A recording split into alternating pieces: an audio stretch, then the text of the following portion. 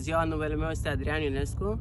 Sunt de 2 ani de zile aici în Dubai, sunt rezident, sunt împreună cu soția mea și foarte de curând am reușit să-mi împlinesc un vis pe care l-aveam de o bună perioadă de timp. Am propria mea agenție de turism aici în Dubai, 13 Travel Ro, care se va ocupa cu pachete turistice pentru toți turiștii din România sau internațional. Vreau să vă spun că în perioada 6-13 decembrie avem primul nostru pachet pe care l-am lansat săptămâna trecută.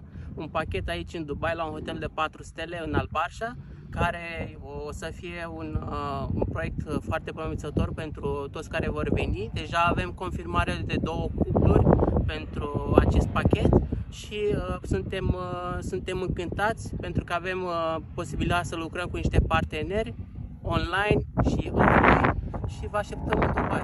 Vă rugăm dacă puteți să intrați pe Instagram sau pe Facebook 13 Travel Ro, intrați, dați-ne un follow și urmăriți-ne conținutul pe care o să-l postăm de aici în Dubai.